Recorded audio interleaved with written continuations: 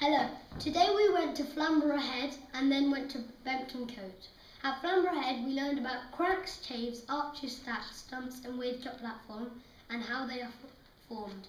We also learned a seaside karate which features cracks, caves, arches, stacks, stumps and how they are formed, featuring hydraulic action, attrition, corrosion and abrasion. We also looked at some places where this has happened in the coast and then went to see rock pooling, which my friend Henry will tell you about.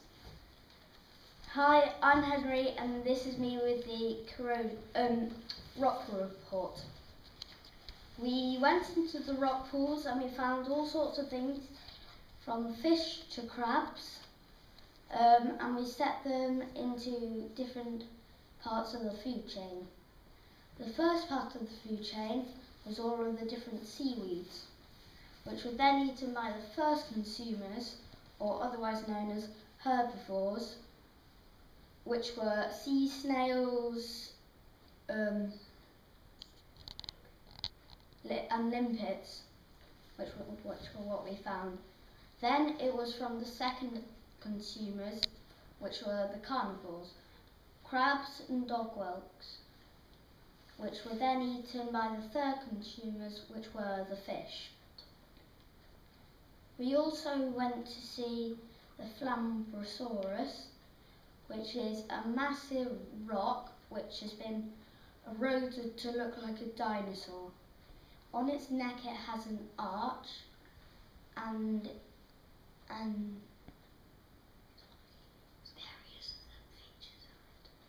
various other features, as the head is a stump and there is a cave in the middle of it. Arch in the middle of it. That is the end of the rock pool report. I'm here to lend it over to Ollie for the bird watching report. After Flamborough Head, we headed towards Bempton Cliffs in the minibuses. When we arrived, we walked for a bit to various viewing stations.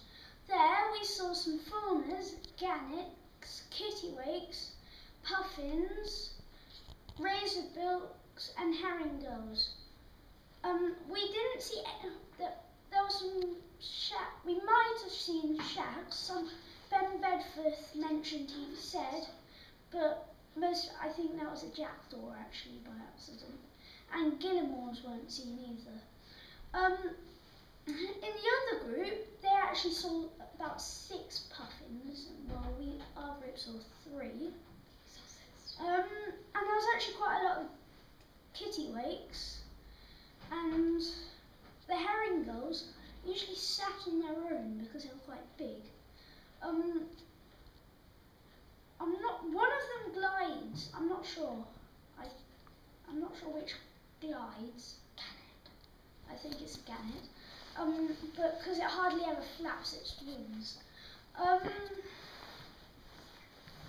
And that's the end of the Bempton's Cliff report. Thank you for listening. By the way, Mum, happy Mother's Day. Same. Yeah.